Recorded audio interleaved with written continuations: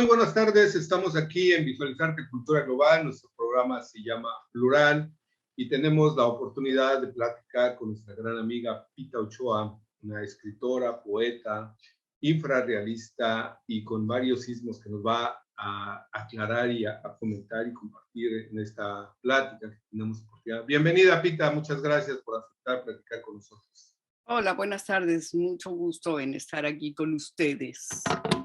Y más estando aquí tan cerquita. Sí, realmente estuvimos a punto de hacer la reunión en persona, pero bueno, no pasa realmente nada. Las tecnologías nos permiten hacerlo o hacerlo. Mi nombre es Pablo Martínez Flores, estamos aquí en Plural. Yo les invito a que nos vean en nuestras redes sociales y pues en Visualizarte Cultura Global, en Twitter, Instagram, YouTube y en Twitter. Bueno, Pita, empecemos por el principio. Tú eres una escritora de la corriente infrarrealista. Tú te autodefines como alguien que está creando también pitismo, una postura personal, creativa, que se alimenta de varios ismos. Leemos ahí un anarquismo, un feminismo, una serie de ismos que tú consideras que son cercanos y que son parte de tu postura ideológica, social, personal. ¿En dónde encontramos a Pita en sus orígenes? ¿Cómo llega a esta postura de ser escritora y con esta manera de ver las cosas? Bueno, pues creo que a mí con lo que me gustaría empezar es justamente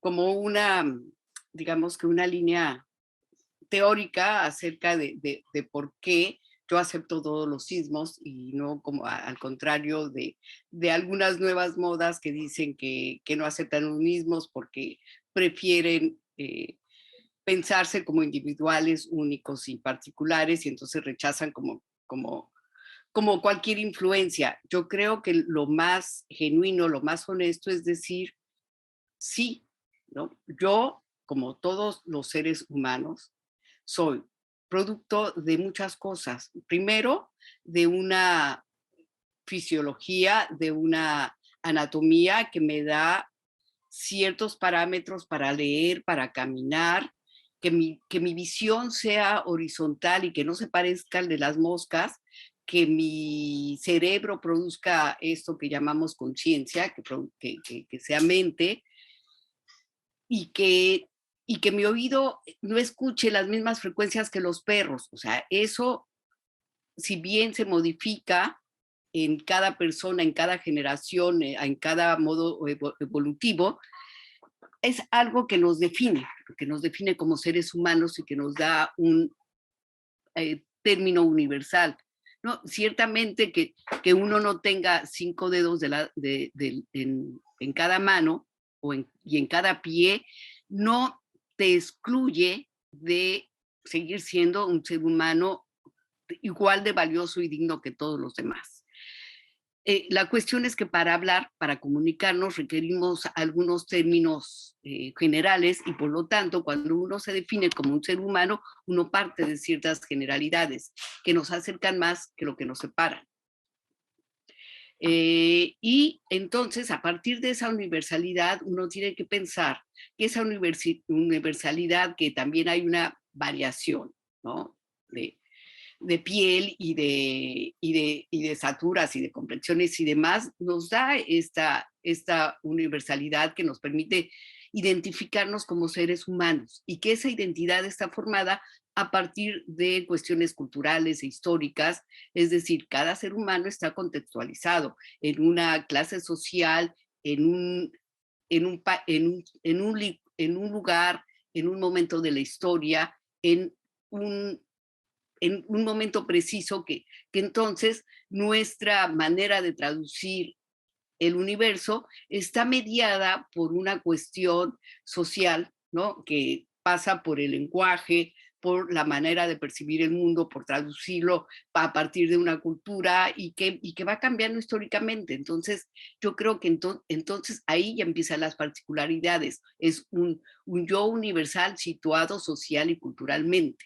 Y por último, es ahí sí mi individualidad, mi unicidad, mi cuestión singular, porque nadie, absolutamente nadie tiene ni los mismos sentimientos, ni los mismos pensamientos, ni mis mismos ojos, ni mi mismo ADN, así en toda su integridad.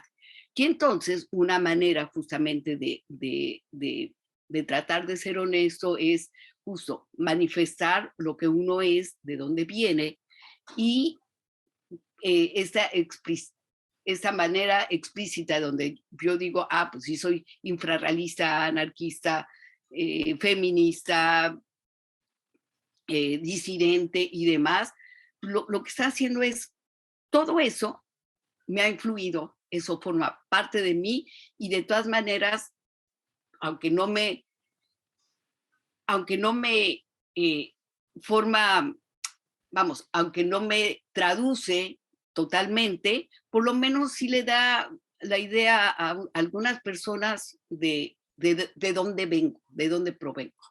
Y para mí eso es valioso, es decir, sí, tengo todos los sismos y eso forman un pitismo, ¿no? O sea, justo como dice en el Face, sí, hay un pitismo conformado por muchos sismos y también por muchas historias y por muchos y por muchas variaciones de sentimientos y emociones, porque yo no soy ni siquiera la misma ahorita de la que empecé a hablar hace 3 minutos, ¿no? Entonces es una generalidad que va cambiando segundo a segundo y que además si salgo ahorita en este momento a la calle, voy a hacer otra estando en la calle. Si sigo contigo, voy a hacer otra que si hubiese salido a la calle, y en fin, ¿no? O sea, esta parte efímera de la identidad cotidiana, instantánea, creo que hay que tomarla en cuenta, porque si lo que yo te dije ayer o hace un mes, no va a ser lo mismo que te diga hoy. Entonces, bueno, creo que eso es parte de, de mi presentación personal. Bueno, también yo me quedaría un poco en el tema de ese anarquismo, donde una postura antiortodoxa del anarquismo nos llevaba al razonamiento filosófico de un individualismo, primero ser individualista para poder aprender a ser colectivista, para poder reconocerse como parte de la identidad y para poder formar parte de un conjunto de individualidades y de identidades. Entonces, pasamos a los términos filosóficos de Heidegger, de temas donde la parte de la construcción, de la reflexión y del ejercicio del escritor viene a integrar esa lectura de diferentes escuelas que nos permiten ubicarnos actualmente y que se notan, se hacen ver necesarias para los tiempos actuales. Por eso gente como Pita Ochoa nos empieza a hacer mirar esta reflexión de los ismos y además nos invita a la lectura de la poesía, donde la poesía es la hermana gemela de la filosofía. No sé cuál sería tu postura en ese aspecto, querida Pita. Pues yo creo que hay diferentes maneras de estar en el mundo y también diversas formas de expresarlo. Yo en un momento puedo hacer ensayos, ¿no? Derivado de mi formación de antropología. A veces hago historias, ¿no? Y entonces lo aplico para hacer documentales, para hacer películas. Y puedo escribir poesía que es, digamos, el lenguaje más personal que yo tengo. Cada una de esas implica reflexiones, implica justo mostrar cómo estoy yo en el mundo, qué pienso yo en el mundo. Pero inclusive cuando yo escribo ensayos, justamente hago clarito, ¿no? Esta posición de postura, porque no intento hacer un discurso universal, porque yo sé que aunque forma parte de y procura, ¿no? Y poner un granito de arena en la reflexión universal, no deja de reflejar finalmente eso, ¿no? O sea, una persona situada en tiempo, historia, género, clase social, etnicidad y postura política, y, y, y todo eso conforma como varios de los ejes modulares de la filosofía, ¿no? Es estas preguntas fundamentales de quién soy, dónde estoy, para qué estoy en este mundo, ¿no? O sea, que son preguntas totalmente ontológicas. eh, Uno las responde con las herramientas que tiene, ¿no? Y así hace su propia filosofía propia, igual, también sabiendo que no solo en poesía, sino en filosofía, uno es parte de lo que lee, uno es parte de lo que comparte con las personas en, en- en muchos ámbitos, y que justo, igual que la poesía, igual que la identidad personal, uno no crea de la nada, sino está influido por, si alguna vez leíste a los existencialistas o te vas más por los idealistas, ya que por ahí los mencionaste, ¿no? Y entonces para mí sí, no solo en aspectos históricos, de aspectos sociales, yo, por ejemplo, sí me uno mucho a un materialismo histórico en el que cree que la realidad existe independientemente de lo que nosotros pensemos, que, que el universo no está preocupado por nosotros, ¿no? Que por más que yo decrete ser una tortuga, no lo voy a hacer, no lo voy a hacer.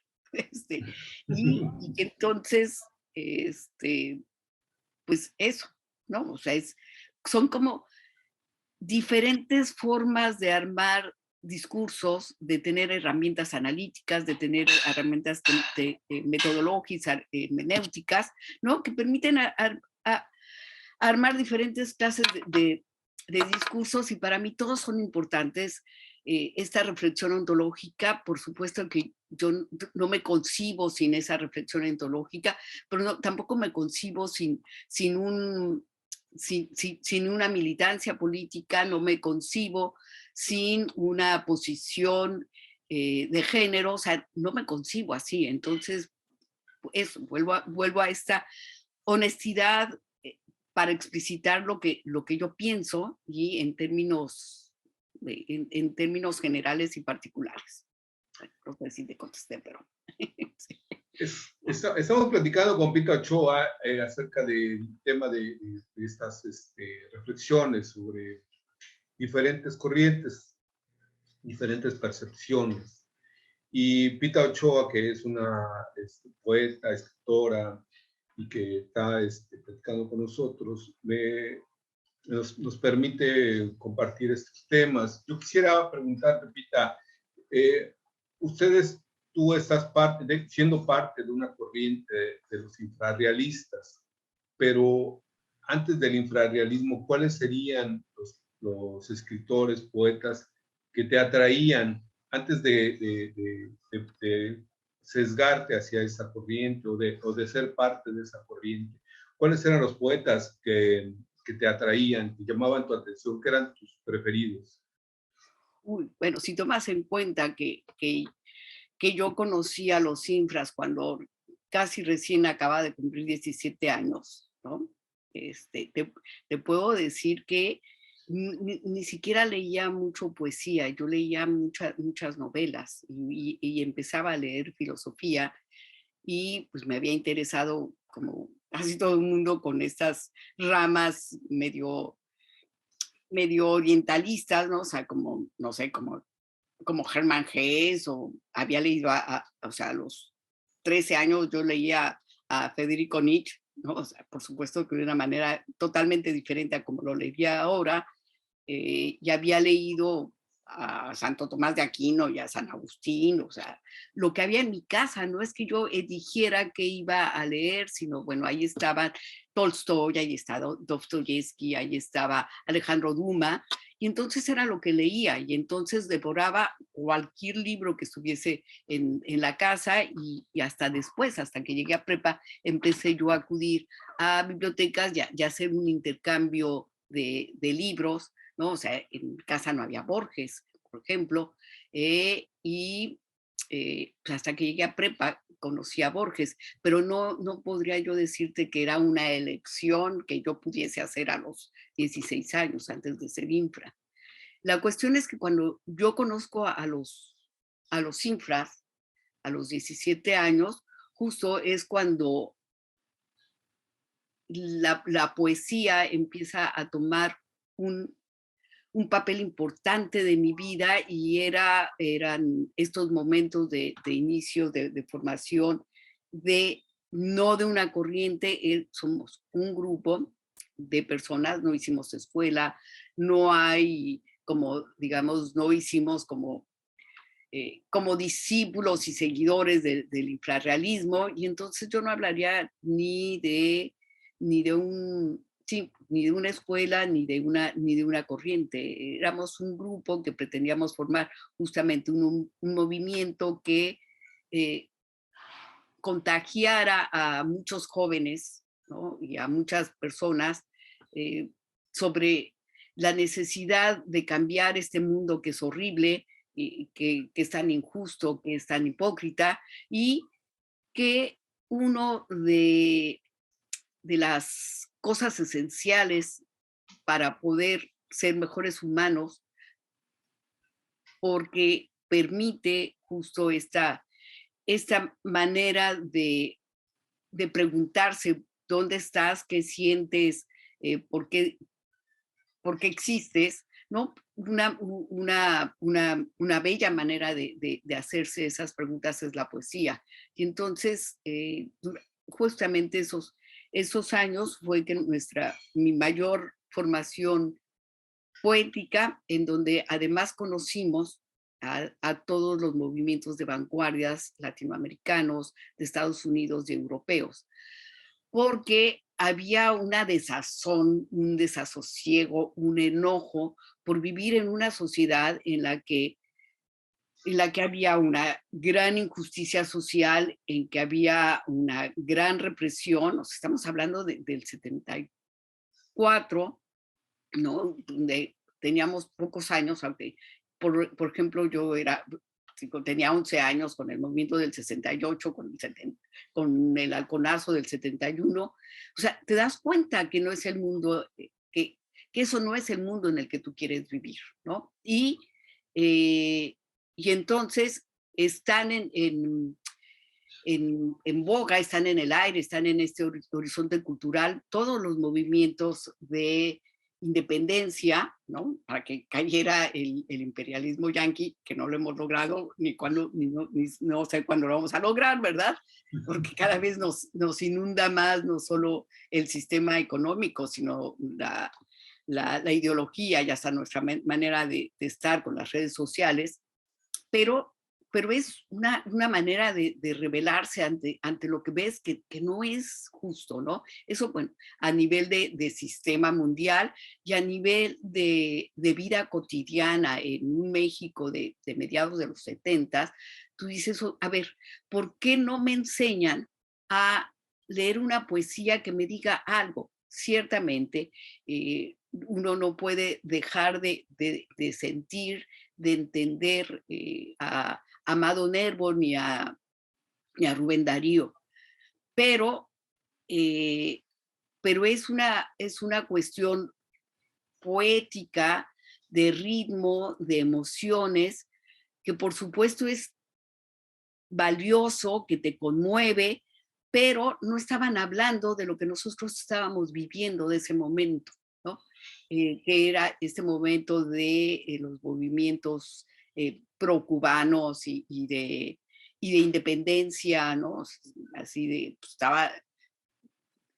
estaba todavía Chile en las venas abiertas de América Latina, y en cuestiones artísticas la cultura estaba en manos de grupos hegemónicos vinculados con el PRI y pagados por el PRI e inmersos y confundidos con el PRI. Entonces, como siempre, con esta buena manera del prismo, de tener una flexibilidad para meter a todos en el mismo saco, ¿no? Porque es digamos que es una de las virtudes que tuvo el prismo y el sistema político mexicano, tenía un poder de mimetizar, como todos los poderes hegemónicos, pero el PRI tenía especialmente una manera de que cupieran todos, ¿no? Y entonces, o sea, nosotros no queríamos seguir escribiendo como Octavio Paz, ni como La Espiga Motinada, ni nos interesaba la gente que todavía estaba escribiendo con el nacionalismo revolucionario. Eso no quiere decir que no nos gustara Siqueiros, eso nos juntaba más bien a otro tipo de literatura que no formaba parte de las hegemonías ni de las mafias culturales, y entonces nos hacían acercarnos, en el caso de los mexicanos, por ejemplo, a José Revueltas o a Efraín Huerta, pero tampoco hablaban tampoco de lo que nosotros queríamos hablar. Teníamos mucha afinidad ideológica, ¿no? O sea, cuando descubrimos a los estridentistas, cuando tuvimos una relación muy cercana con Efraín Huerta, y cuando estábamos también acercándonos a los grupos pictóricos que se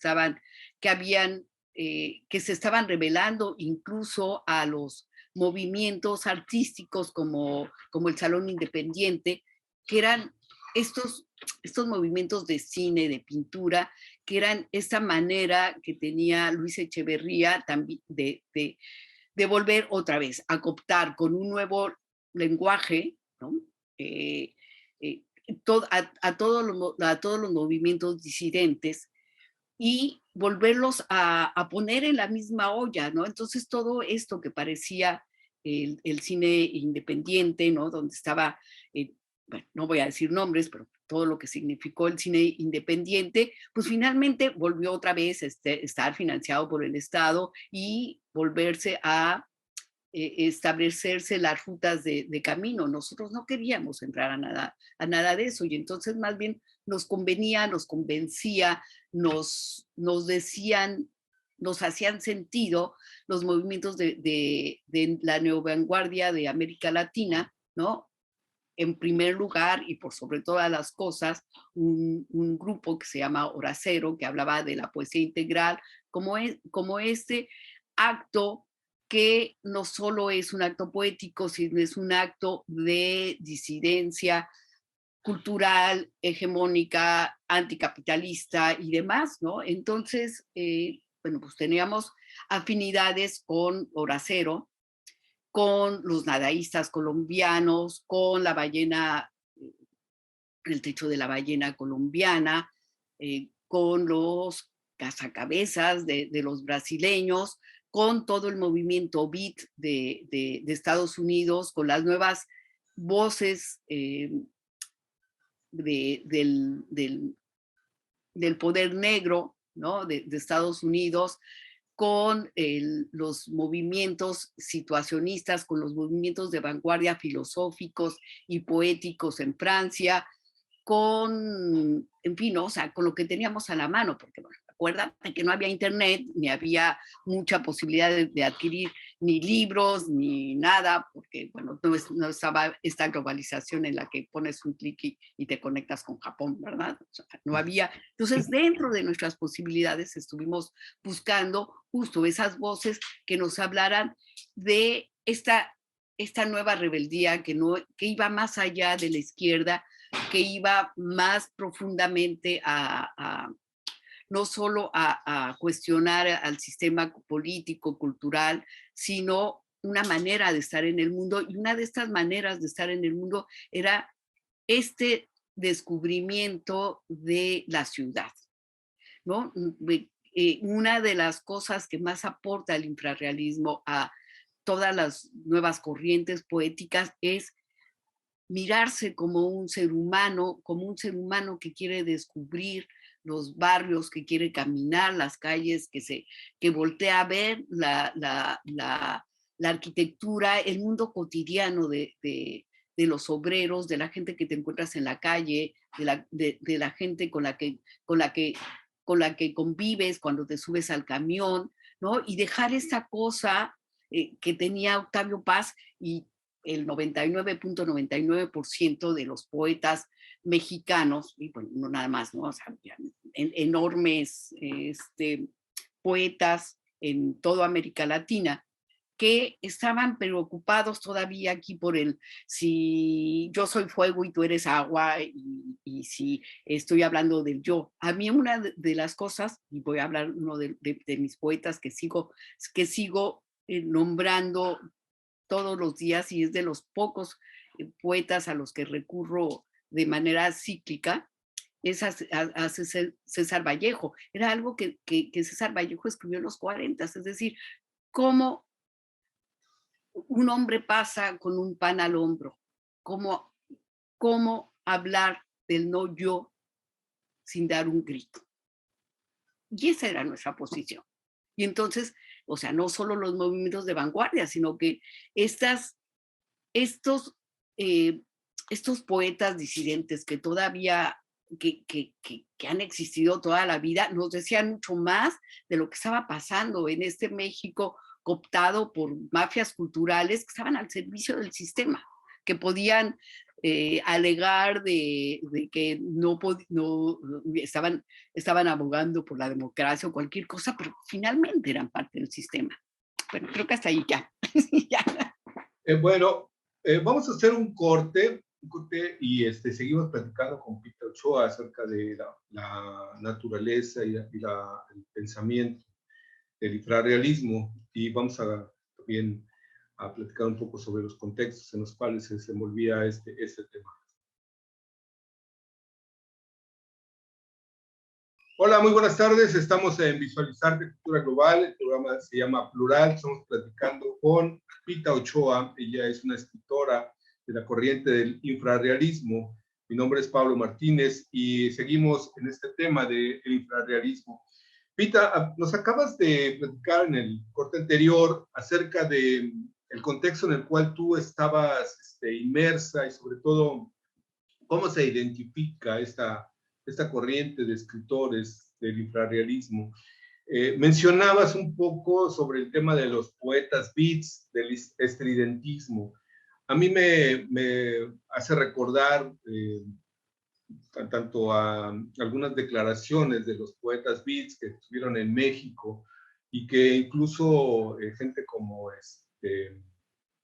Allen Ginsberg en alguna entrevista hablaba de que no se sintieron tomados en cuenta por Octavio Paz o por algunos de los poetas reconocidos mexicanos. Y también mencionabas del estudiantismo como una corriente que surge como una forma de expresar otra postura.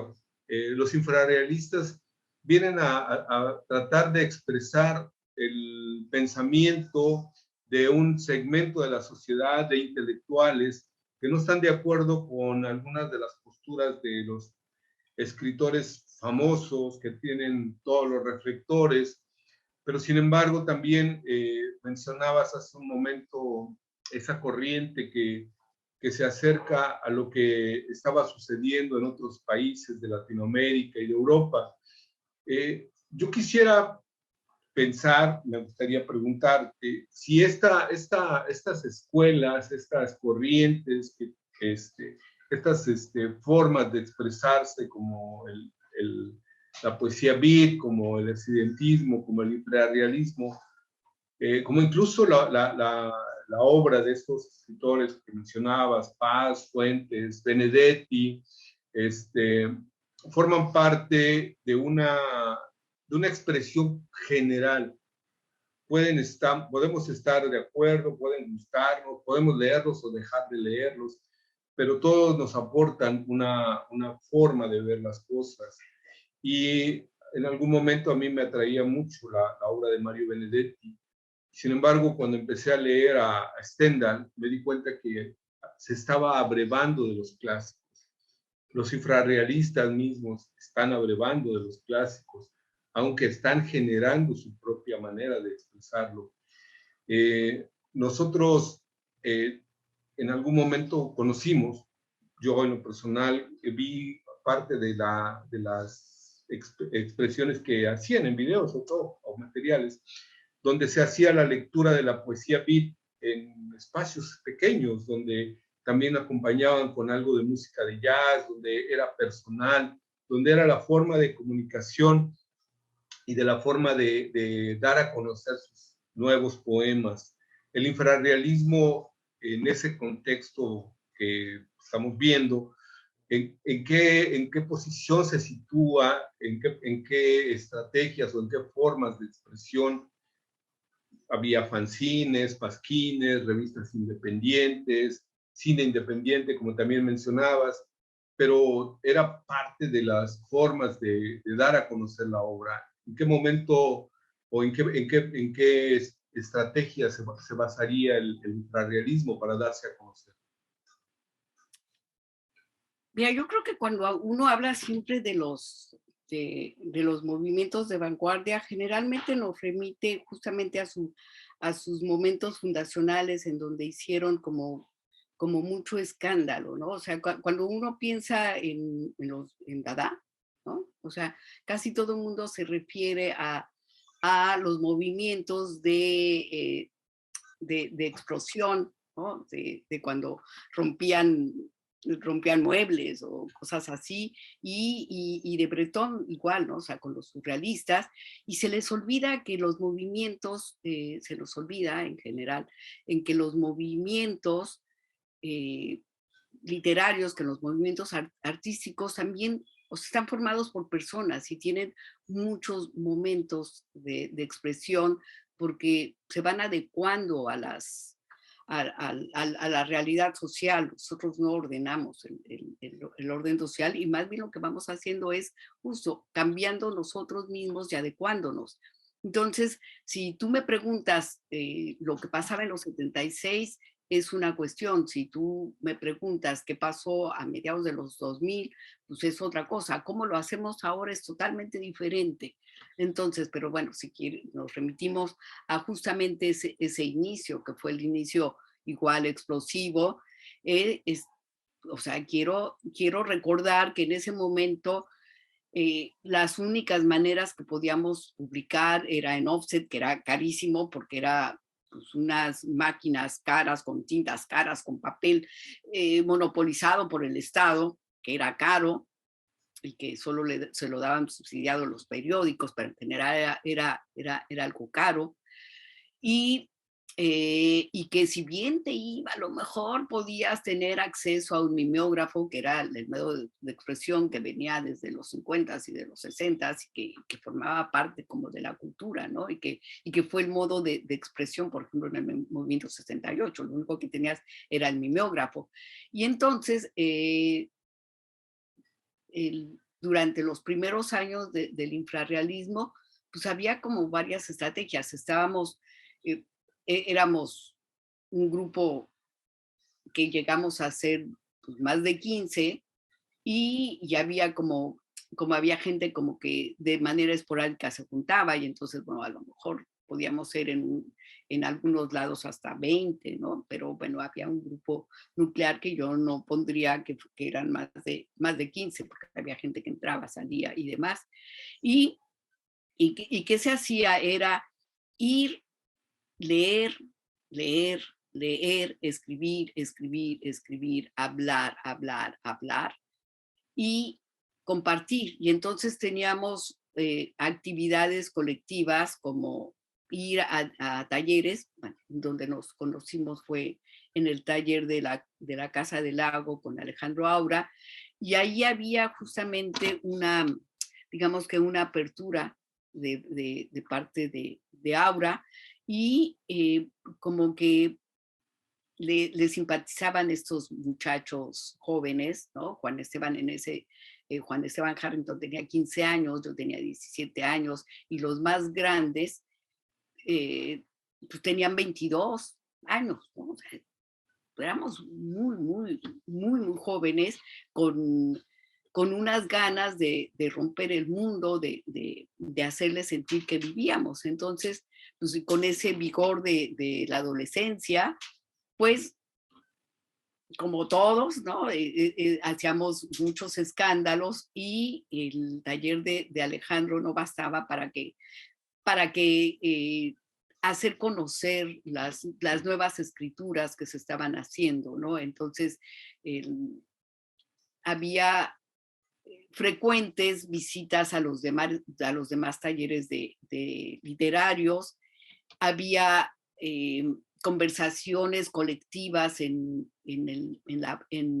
los cafés, en algunos lugares donde se iban a beber cervezas, o bien los hombres, porque es un mundo diferente, a las mujeres nos prohibían la entrada con esos letreros que había todavía antes del Año Internacional de la Mujer, ¿no? Había letreros en la cantina donde decía, se prohíbe la entrada a policías, sacerdotes, perros y mujeres, ¿no? Entonces, nosotros no compartíamos estos convivios en las cantinas, donde, pues como cualquier joven entra a la cantina con 2 pesos. Entonces, digo, tampoco es que fueran así las grandes borracheras, porque además, pues como adolescentes ni siquiera teníamos dinero para gastar, y, y bueno, solíamos buscar fiestas para ir, ¿no? Pero que tanto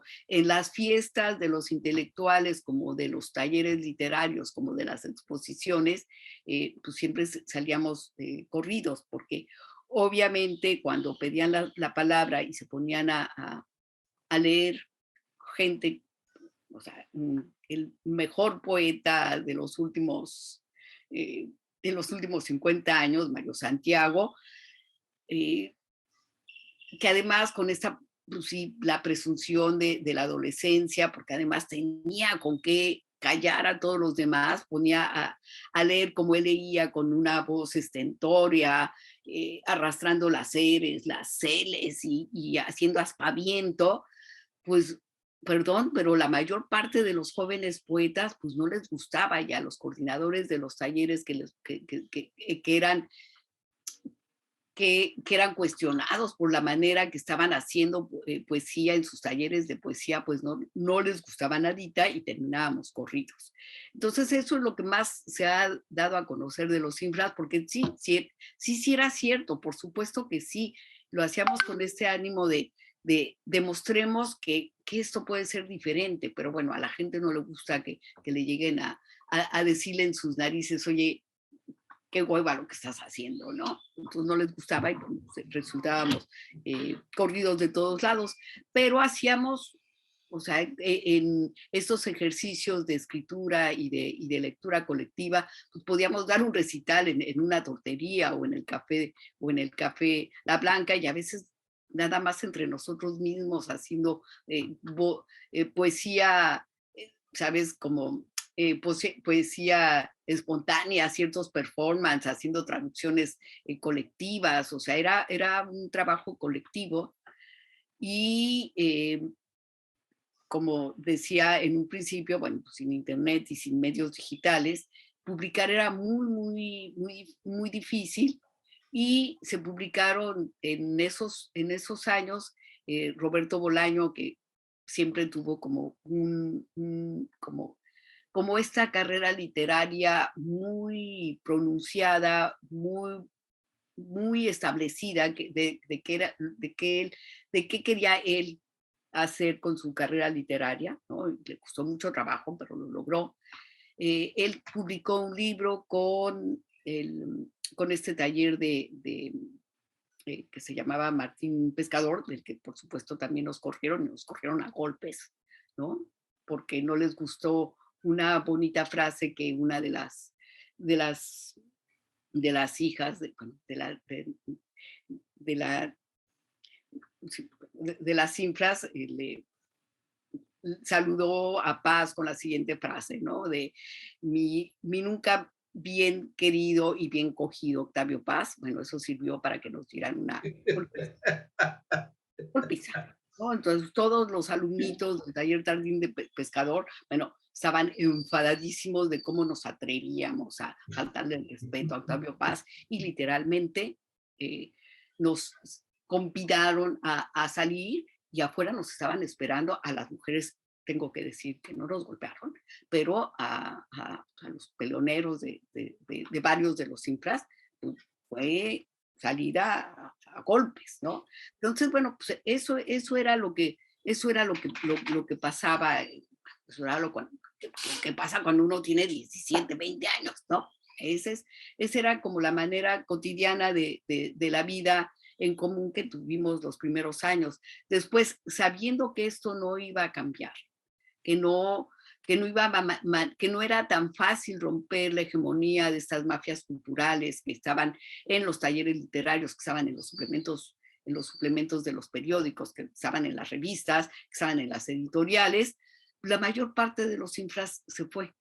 Y los pocos que nos quedamos nos dedicamos a otra cosa, ¿no? Nos dedicamos a estudiar cine, a estudiar antropología, los que se fueron a Estados Unidos, Rubén Medina se dedicó a estudiar literatura, pero también era trabajador y activista chicano, Piel Divina se fue y se volvió escultor, y todos empezamos como a diferentes oficios para poder sobrevivir, porque no todos teníamos esta vocación de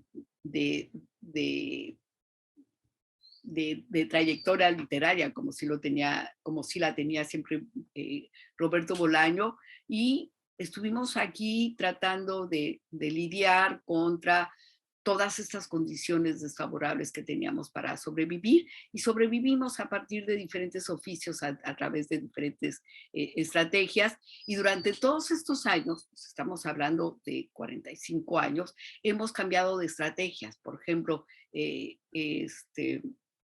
con ayuda de varios de gente muy cercana, como Raúl Silva, pues en 2006, 2007 estuvimos dando recitales, se grabó un disco sobre un CD con el infrarrealismo, se han hecho exposiciones con las obras de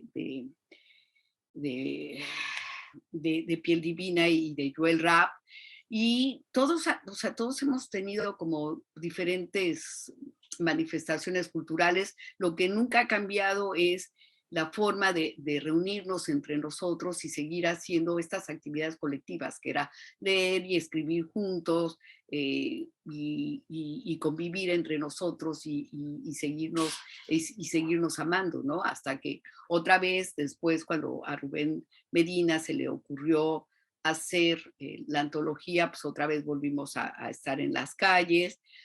Y además había como también, y durante todos estos años, además ha habido como iniciativas individuales, efímeras, muy costosas en términos de esfuerzo y de dinero, y se han editado fanzines, revistitas.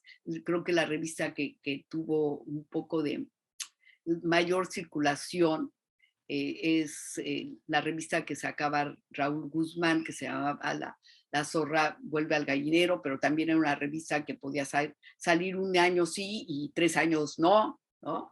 Pero por lo menos hubo 6 números, ¿no? Y en cambio la revista que sacaron Rubén Medina y José Peguero en 1978, solo tuvo un ejemplar, ¿no? Entonces era la gran dificultad, y se hicieron muchos fanzines que tampoco eran de larga duración, y Mario Santiago tuvo una editorial que logró sacar igual como seis libros. Entonces, si bien no era no, la mayor parte de nosotros no teníamos esta obsesión por la carrera literaria, ni estábamos pensando, formemos en una editorial y hagamos una cooperativa para poder difundir la obra. Sí hubo como estos esfuerzos individuales de tratar de difundir la obra de los Simpras, ¿no?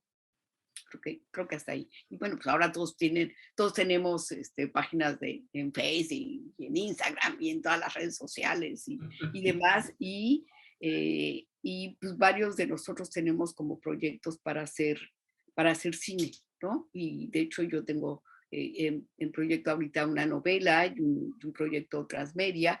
Y y muchos, sobre todo las mujeres simpras, como que se retiraron del movimiento y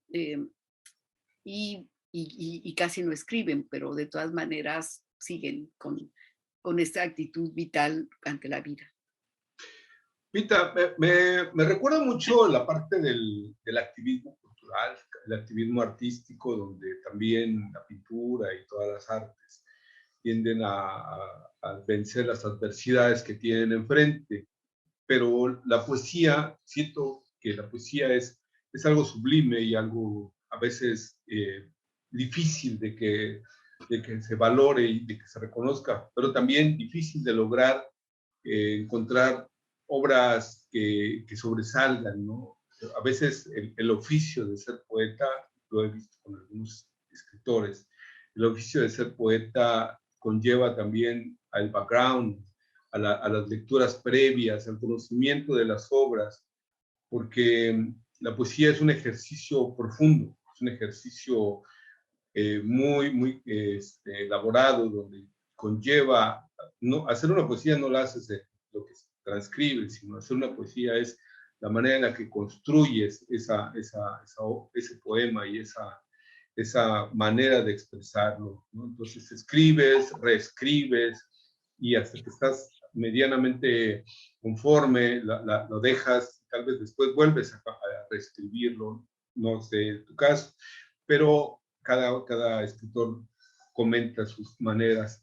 ¿Podrías compartirnos una de tus poesías, Pita, para continuar platicando estos temas? Sí, cómo no. A ver, te voy a leer un poema que escribí en realidad en 2 días, ¿no? O sea, yo creo que hay poetas que hacen oficio y que hacen esta cuestión de programar lo que van a escribir y si son becarios de FONCA, pues les obligan a hacer libros y cosas así, y entonces lo tienen muy programado. Yo soy de la creencia que sí, que hay que trabajar los textos, pero como decía Mario Santiago, en cualquier momento acontece un poema y hay poemas que efectivamente pueden tardarse años en escribirse y hay otros en los que salen a la primera, ¿no? Este lo escribí en 2 días. Eh, eh, y además sí, también estoy muy consciente de que hay mucho que es un acto, que en realidad el arte también es un acto efímero, porque como te decía, ni siquiera somos los mismos cuando leemos ni cuando escribimos y a veces cuando tallereamos también renunciamos a a, a cierta emoción, ¿no? Que a veces, en pos de los premios o empieza como a ser traicionado, pero bueno, cada quien tiene su propia manera y su propia metodología de escribir. Yo este texto, que me importa mucho, y que sí lo estoy dejando como descansar un ratito, pero vamos, es algo que me llega en este momento. Y que dejaré descansar un rato para, para después retrabajarlo. Eh, Se llama La muerte es. Tiene una dedicatoria que dice a David H. Rambo, mi amor absoluto hiperabsurdista. y un epígrafe de David H. Rambo que dice: muerte porque la tengo enfrente en cada esquina de este baile. David H. Rambo. Y empieza así. El eterno caos. Un momento, cada segundo, un par de horas, 6 meses, 2 lustros, 3 décadas, 16 siglos, 60 milenios, todos los años luz. El caos siempre es la muerte, el vacío abierto, incompleto, la nada y el todo tendiéndose la mano. Porque la muerte, porque el caos, siempre. La vida es la anomia, el orden momentáneo, freestyle, trunco finito, encarcelado. La vida sí, no, tal vez, única, exclusiva, azar. El acaso sin destino prometido, el azar genómico, un encuentro no programado en la tropa de Falopio, la vida interpretando el caos, una pausa. Porque el caos antecede, continúa, permanece. Porque el caos es siempre, la muerte es eterna. Porque en agonía se nace, se vive, constante se muere. En infinita de despedidas se unen los momentos dispersamente vividos, las memorias turbulentas, los espacios apacibles, los amores y los nuncas.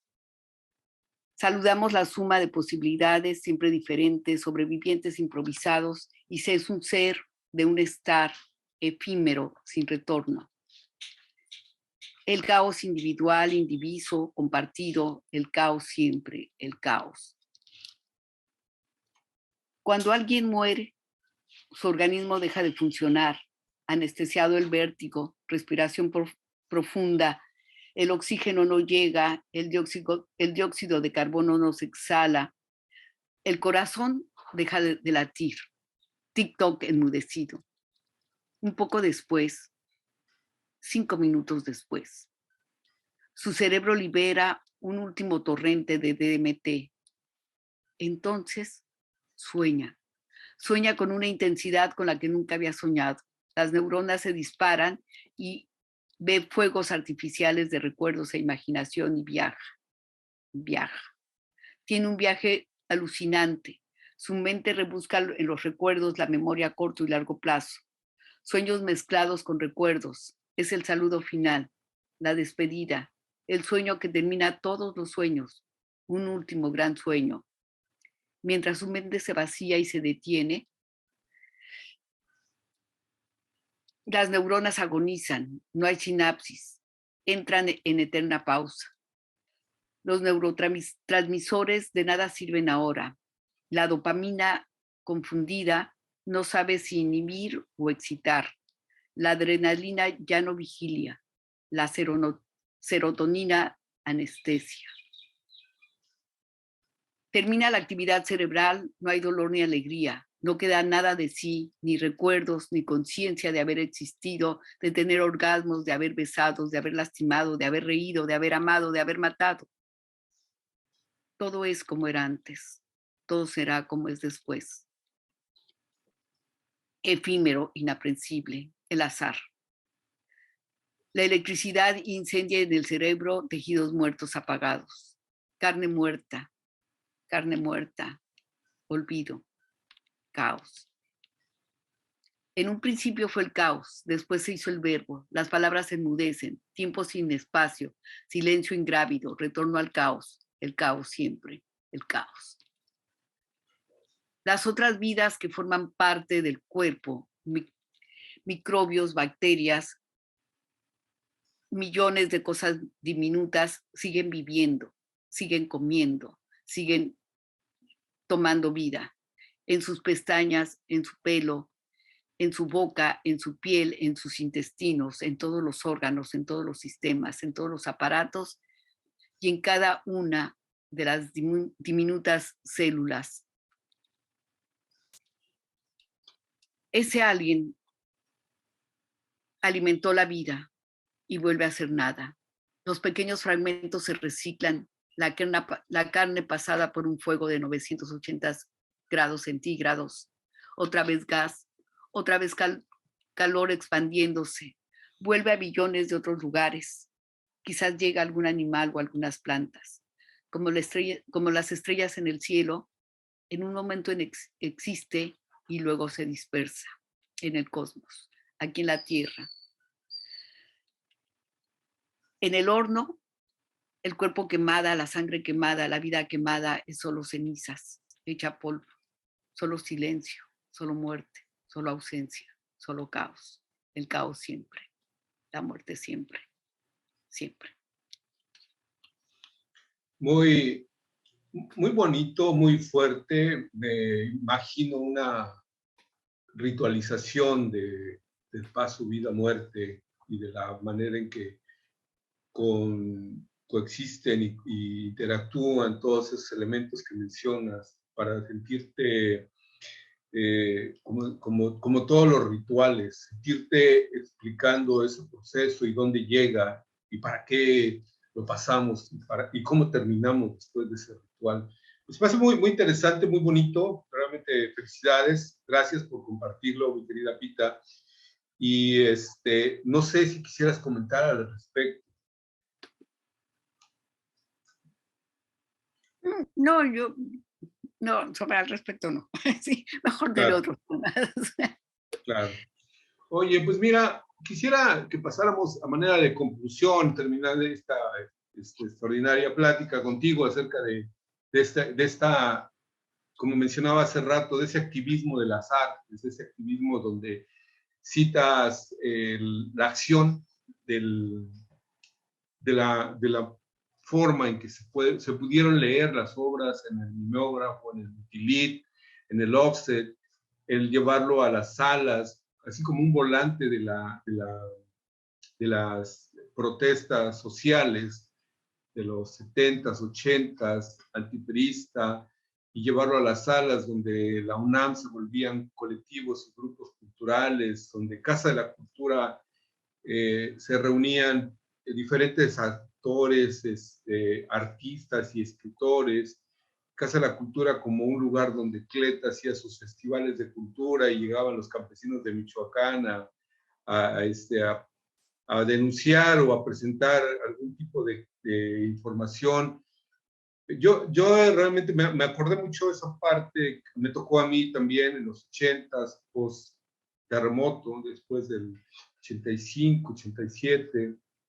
Me acordé mucho de esas épocas. Yo creo que alguien que nos vea y nos escuche estará también evocando esos momentos donde la Ciudad de México confluía con gente de todos los estados y de todas las expresiones y de todas las inquietudes artísticas, culturales, intelectuales. Eh, ¿Cómo ves, cómo te ves dentro de esa ciudad? ¿Cómo te ves dentro de este país? ¿Cómo te ves dentro de esta realidad, querida Pilar?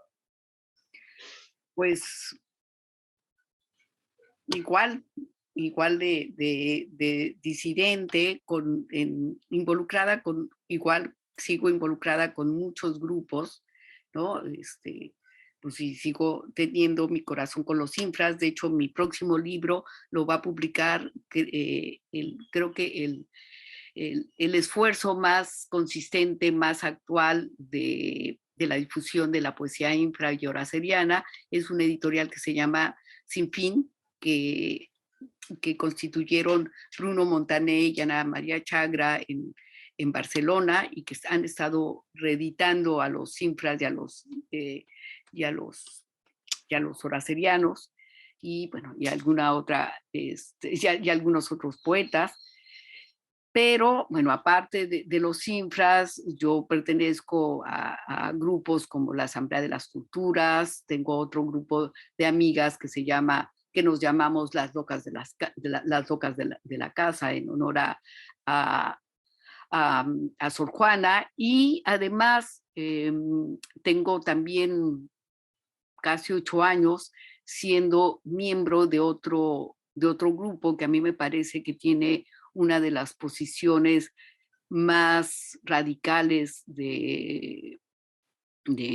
actuales, ¿no? Que se llama el hiperabsurdismo. Además, mira, este tatuaje, ¿no? Es H de hiperabsurdismo y que, en fin, todos los movimientos, todos los grupos, todas las personas que me llaman, con las que puedo compartir, con las que puedo contagiar, con las que puedo contagiarme, con las que hay una especie de pacto de ayuda mutua con la gente con la que vibro, pues milito para seguir rompiendo esas hegemonías culturales, para que esta cultura, todas las culturas subalternas puedan crear estas redes, porque creo que los cambios también vienen de las bases, de arriba de abajo para arriba, y que esos son los cambios que valen la pena, y por lo tanto yo de verdad milito en todos lados y en todos los ámbitos en donde me parece que mi granito de arena, que es lo único que puedo aportar, puede ayudar a cambiar esta realidad tan, tan anomia en la que vivimos, ¿no? O sea, eso no, es que son, los demás son anormales y tú dices, no, pues sí, yo lo que no quiero es esta normalidad, ¿no? O sea, me parece insana esta normalidad. Entonces, mientras pueda compartir con cualquier grupo disidente, con cualquier grupo con ganas de cambiar, de romper este sistema cultural, este sistema económico, ahí estará, ahí cuentan conmigo, ¿no? Y entonces, una de las muchas maneras de las que lo estoy haciendo, pues es justamente empezando a publicar, empezando a dar talleres, y bueno, recitales he hecho toda la vida, y seguimos, ¿no? En pos de una cultura con estos amigos de Asamblea de Culturas, por ejemplo, haciendo cooperativas, teniendo un frente común de demandas, porque yo creo que los artistas también tienen que tener, ¿no? O sea, aquellos artistas que solo se dedican a eso, pues que deberían de tener por lo menos seguridad social, no deberían de morirse de hambre, no deberían de morirse de hambre. Completamente de acuerdo, querida Pita. Y bueno, pues realmente muchas gracias por compartir con nosotros. Estaremos muy al pendiente de tus talleres, tus actividades. Invitaríamos también a que visiten tu página para que también conozcan parte de lo que vienes proponiendo, haciendo. Y no sé si tengas, aparte de tu página personal en Facebook, tengas otro espacio que quisieras mencionar, citar. Hay una página en Facebook que es Infrarrealistas, pero que no, o sea, más bien estoy como trabajando en un proyecto transmedia que espero que esté el año próximo, en donde justo lo que quiero hacer es un proyecto con videos, con audios, con textos, y que sea también colectivo. Pero bueno, ese está en un proceso, porque además sí requiere un montón de trabajo, pero además estoy trabajando en libros de poesía, tanto míos como de David H. Rambo. Estoy planeando una exposición, y entonces como de pronto estoy trabajando en una novela, y entonces están saturado mi cabeza, entonces me da tiempo de avanzar un poquito en cada uno de los muchos proyectos que tengo todavía. Pues felicidades, querida Pita. Esperamos que estar al pendiente de cuando publiques, cuando estén saliendo. Nosotros en el grupo de Cultura Quintana Roo en Facebook estaríamos también muy al pendiente, y si tenemos información tuya la estaremos publicando con mucho gusto. Pues gracias por soportar. Yo puedo hablar como horas. Te darás cuenta que eso sí, verán del tema y yo lo desarrollo. Muchas gracias. Pues gracias a ti. Que pases bonita tarde. Gracias. Esto fue Visualizarte Cultura Global. El programa se llama Plural y lo pueden ver en Facebook, Twitter, Instagram, YouTube. Estaremos publicando esta plática que tuvimos con Pita Ochoa. Muchas gracias finalmente y que pases un buen día. Vente.